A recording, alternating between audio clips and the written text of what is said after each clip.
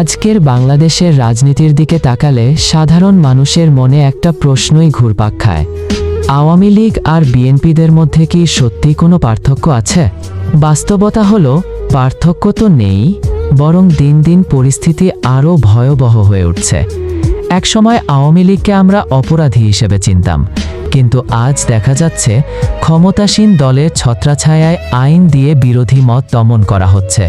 খুনের বিচার নেই, চাঁদাবাজি এখন যেন দলীয় দায়িত্ব, আর বর্তমানের সবকিছুই একটা প্রাতিষ্ঠানিক রূপ পেয়েছে। আজকের এই শাসন ব্যবস্থা তো রাষ্ট্রীয় অপরাধে পরিণত হয়েছে, আর এটাই হলো ফ্যাসিবাদের সবচেয়ে ভয়ঙ্কর রূপ। এবার আসি তারেক রহমানের কথায়। তিনি দেশে ফেরার আগে ভারতের সাথে কি আলোচনা হয়েছে? ভারতের স্বার্থ বনাম বাংলাদেশের স্বার্থ, কোনটা আসলে অগ্রাধিকার পাবে? জনগণকে কেন কিছুই জানানো হচ্ছে না? কারণ রাজনীতিতে গোপন সমঝোতা মানেই তো জনগণের সাথে বিশ্বাসঘাতকতা, আর স্বচ্ছতা ছাড়া নেতৃত্ব মানে শুধু ক্ষমতার লড়াই, রাষ্ট্র গঠনের রাজনীতি নয়।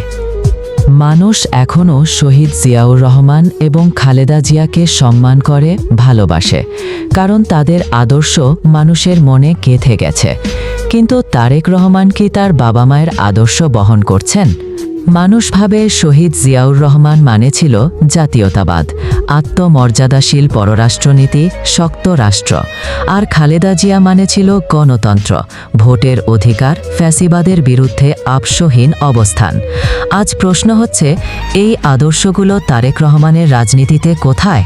বরং তারেক রহমানের মধ্যে দেখা যাচ্ছে ব্যক্তিকেন্দ্রিক সিদ্ধান্ত, স্পষ্ট আদর্শের অভাব, আওয়ামী ফ্যাসিবাদের মতো করে কথা এবং স্পষ্ট রাজনৈতিক রোডম্যাপ নেই।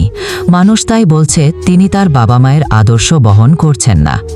আজ জনগণের বড় ভয়, আওয়ামী লীগ গেলে আরেক আওয়ামী লীগই আসবে, কারণ দলীয় গণতন্ত্র নেই, তৃণমূল নেতারা অবহেলিত, সাধারণ মানুষের কণ্ঠ নেই।